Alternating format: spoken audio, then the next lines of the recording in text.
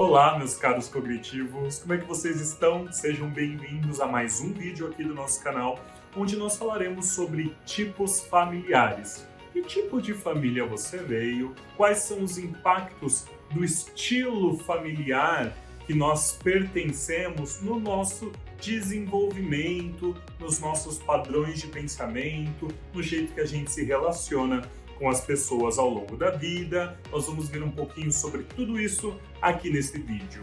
Então, se você ainda não está inscrito no nosso canal, aproveita agora, clica aí embaixo, ativa as notificações. Se você acredita que algum amigo, alguma pessoa da sua família também precisa entender um pouco mais sobre esse tema, você pode compartilhar com eles, tá certo? Então vamos lá, nós vamos nos basear na terapia dos esquemas. A terapia dos esquemas, ela vai postular que todos nós, seres humanos, temos necessidades emocionais fundamentais que precisam ser sanadas ao longo do nosso desenvolvimento. E principalmente na infância e na adolescência, o jeito que o ambiente responde a estas necessidades emocionais vai fazer com que nós desenvolvamos esquemas, padrões de pensamentos que coordenam a forma que a gente interage com o mundo. Então, eles vão produzir respostas emocionais, respostas comportamentais, padrões relacionais. Tudo isso tem a ver com o que a gente aprende, principalmente no ambiente familiar. A escola também pode influenciar, outros grupos que você pertence, como grupos sociais, tudo isso também tem influência sobre o nosso desenvolvimento, mas os nossos cuidadores, aquelas pessoas que foram responsáveis por nosso desenvolvimento, pelos cuidados conosco nas fases iniciais do desenvolvimento, com certeza tem papel central, fundamental no desenvolvimento destes padrões. Na terapia dos esquemas, no modelo desenvolvido pelo próprio Jung, porque isso está mudando um pouquinho agora, mas a gente vai se basear nesse livro que está aqui atrás de mim, onde vai falar sobre 5 domínios esquemáticos. Cada domínio tem a ver com algumas necessidades emocionais e o jeito que a família respondeu a estas necessidades. O primeiro domínio é o da desconexão e rejeição, onde a gente tem um tipo familiar, onde as pessoas são frias, distantes, rejeitadoras, abusivas, não respondendo às necessidades da criança de proteção, segurança, afeto, de pertencimento, validação das próprias emoções e necessidades, esse desejo de conexão.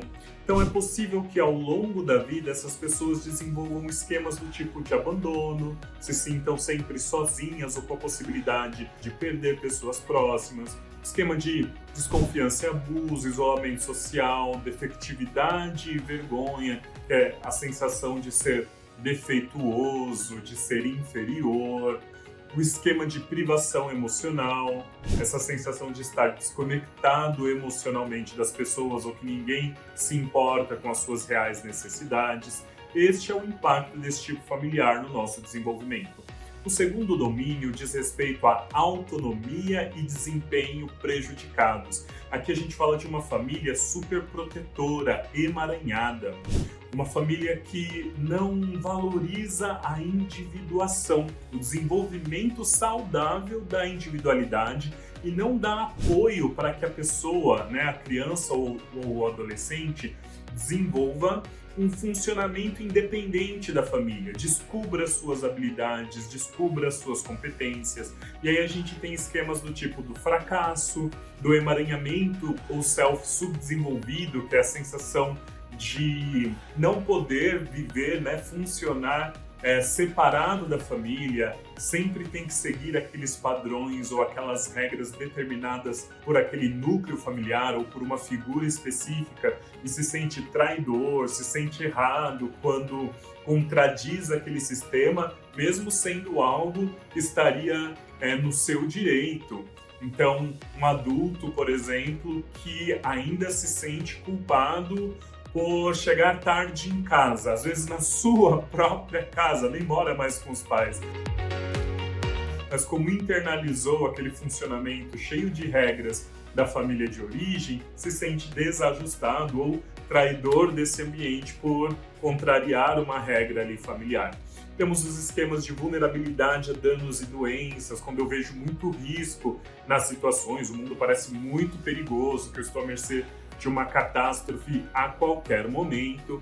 Enfim, o impacto desse tipo familiar é um prejuízo na autonomia, no desempenho, na independência.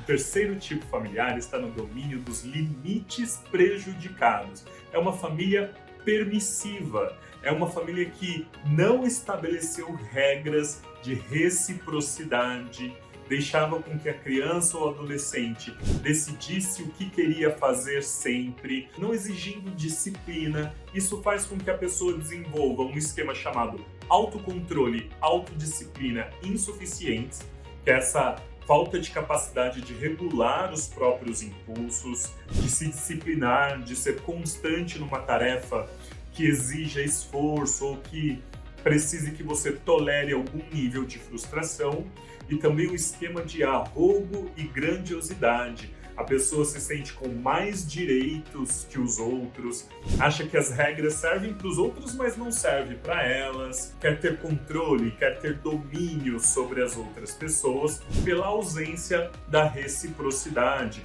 porque os pais não ensinaram que existiam os direitos das outras pessoas, se sentiam superiores e acabaram transmitindo isso também para aquelas crianças e adolescentes. No quarto domínio, a gente tem o direcionamento para o outro.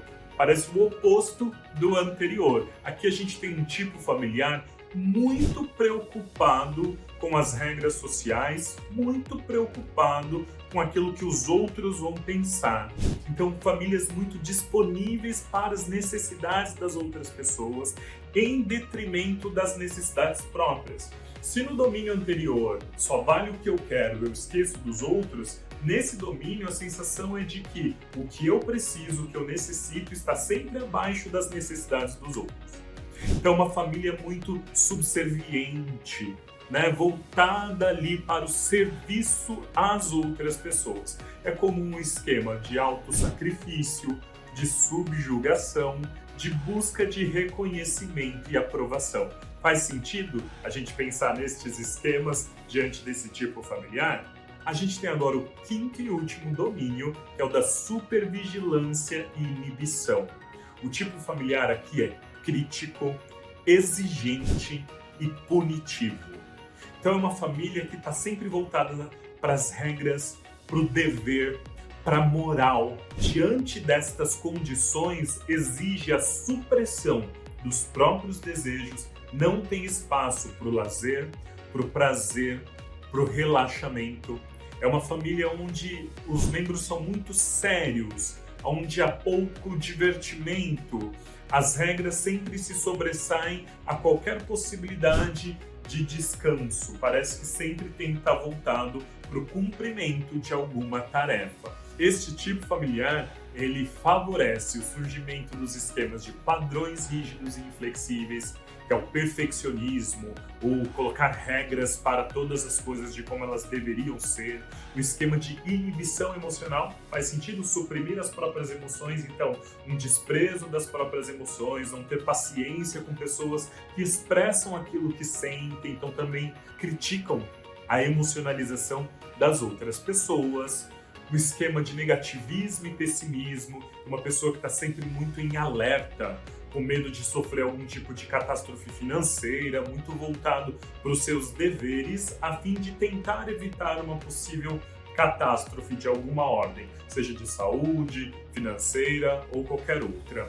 E o esquema de postura punitiva, são pessoas que têm dificuldade de perdoar aos outros ou a si mesmas, muito duras, muito autocríticas, parece que estão sempre ali, com um chicotinho se batendo ou, entre aspas, batendo nas outras pessoas de uma forma muito crítica. Pode acontecer também até de agressões físicas naqueles níveis mais graves do desenvolvimento destes esquemas. Vamos recapitular aí rapidinho os 5 domínios que a terapia dos esquemas traz pra gente.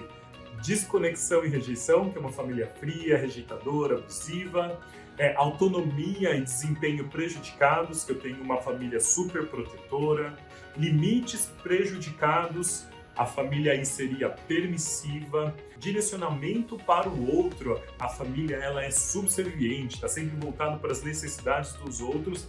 Supervigilância e inibição, que é uma família crítica, exigente e punitiva. Você pode me perguntar assim: Júlio, mas eu posso ter mais de um domínio? A minha família pode pertencer a mais de um desses grupos? pode.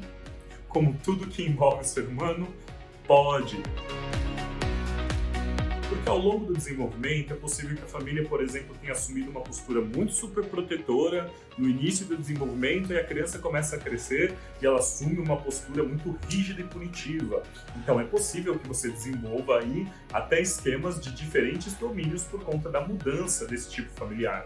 Tem pessoas que viveram outros processos aí de parentalização, conviveram com os avós, conviveram com tios, ou passaram por processos institucionais, né? Pessoas que foram adotadas e que passaram por um tempo, num período, num abrigo ou outro lugar do tipo, né? Uma instituição que pudesse receber essas pessoas. Então, é possível ter uma mistura desses tipos familiares ao longo do desenvolvimento.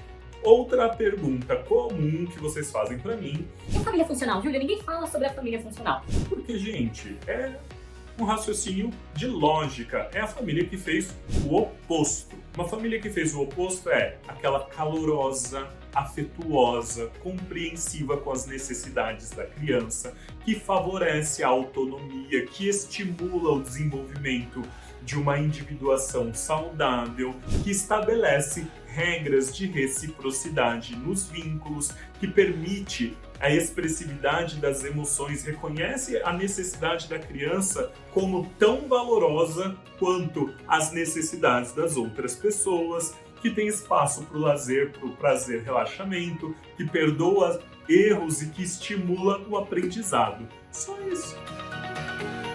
Então esta seria a família funcional e que a gente tenta reforçar aqui, né, fazendo diferente com os nossos filhos ou na orientação de pais que nós realizamos com as pessoas que nós atendemos, com a orientação das pessoas que nós acompanhamos, tentando romper ciclos aí familiares disfuncionais, podendo favorecer o crescimento e desenvolvimento de um adulto saudável, que é a grande meta da terapia dos esquemas. Se fez sentido, não esquece de compartilhar esse vídeo. Eu espero você aqui na próxima semana. Se você ainda não segue o Voz Cognitiva nas redes sociais, vai lá que eu tenho certeza que você vai desfrutar de conteúdos muito bons, como este que você acaba de acompanhar aqui, tá bom? Um abraço, até a próxima!